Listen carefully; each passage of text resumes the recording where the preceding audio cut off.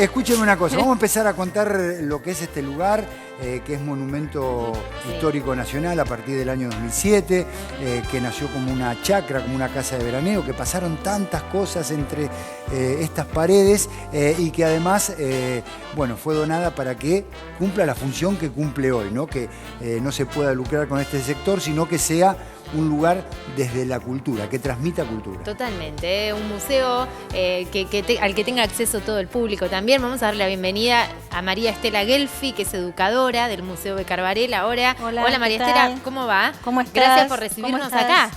No, por favor, gracias a ustedes. No, nos encanta estar acá, ya hemos estado y hemos recorrido, pero bueno, siempre está bueno seguir mostrándolo, ¿no? Mostrando todo lo que tiene este lugar. Sí, sí. Que podríamos decir que es la cuna de qué para vos. Bueno, todos saben que esta fue la chacra de Mariquita Sánchez en algún momento, y lo primero que voy a aclarar es que aquí no se cantó el himno.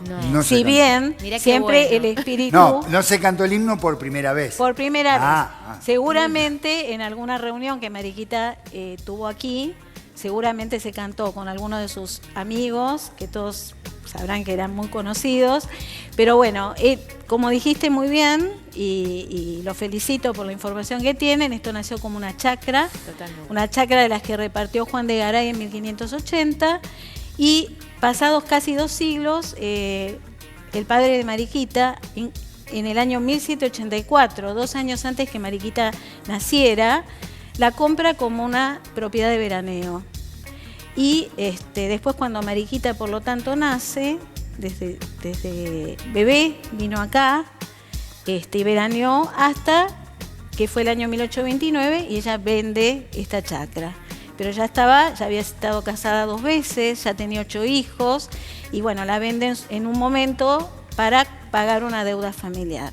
Pero mientras tanto se disfrutaba como lugar de veraneo. Piensen que San Isidro era campo. Claro, sí, no había nada prácticamente en esa época. Contemos un poco quién fue Mariquita Sánchez de Thompson para que la gente también tenga una referencia, ¿no?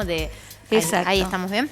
Mariquita, yo siempre la defino como una de las mujeres más interesantes y más importantes de la historia argentina, que barrió prácticamente desde muchísimas épocas, porque vivió 82 años, algo que fue atípico en su época, y tenemos que considerar aparte que Mariquita fue una de las primeras niñas que supo leer y escribir, en una época en que eso no era normal para las niñas, para las mujeres. Por lo tanto, eso le dio acceso a un montón de libros, de conocimientos que hicieron que ella fuera realmente diferente para su época. Claro. Y se animó a muchas cosas, entre ellas a luchar por el amor, en una época en que se imponía, ¿no es cierto?, la decisión de los padres, que las chicas, las hijas, mujeres se casaran muy jóvenes con señores mayores, de apellido, de dinero, y ella se enamora de su primo segundo. Cuando lo conoce, cuando él regresa a Buenos Aires, después de haber estudiado y se había recibido de marino en España, se enamoran y él pide su mano, pero es rechazado porque justamente Martín no tenía ni apellido ni dinero, ni fortuna. Claro.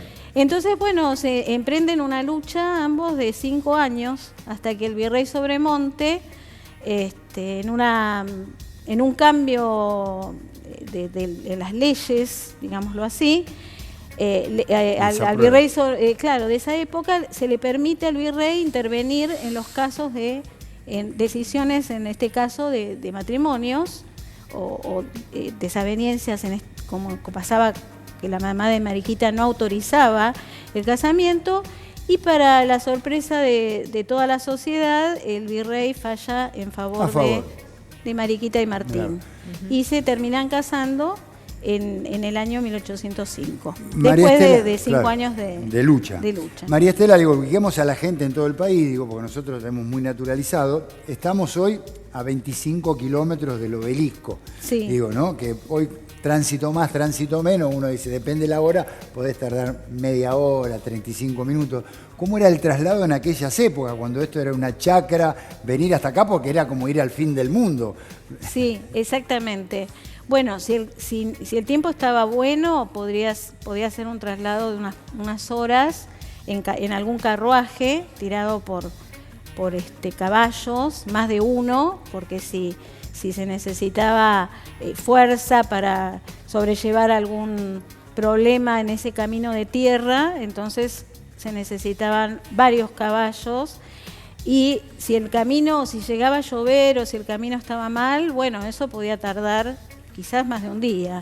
Claro. El traslado era, dicen que se armaba mucho alboroto en la ciudad de Buenos Aires cuando estos vecinos importantes, como podían ser Mariquita o como Juan Martín de Pueyrredón, venían en el verano hacia San Isidro, porque bueno, era todo un movimiento de equipajes que se ponían arriba de los carruajes, los esclavos que venían con acompañar todo ese movimiento y dicen que también el traslado de Mariquita, por ejemplo, por los caminos hacía que la gente la esperara en el camino y la saludara especialmente porque Misia Mariquita se dirigía para la quinta, así lo dice Manuel Mujica Lainez en un escrito. Mirá. Entonces, era un viaje en el que también Mujica Lainez habla del rechinar de los carruajes y de la vista permanente del río, porque venían por un camino que se llamaba el Camino del Bajo, que corría,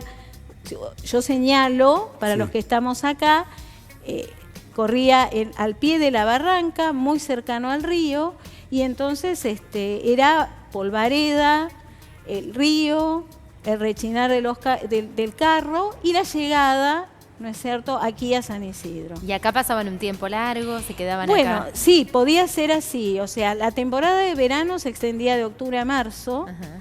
Y se podían instalar todo ese tiempo y los maridos, digo los maridos porque Mariquita estuvo casada 2 veces, entonces los maridos de Mariquita, podían llegar a hacer alguna escapada a Buenos Aires.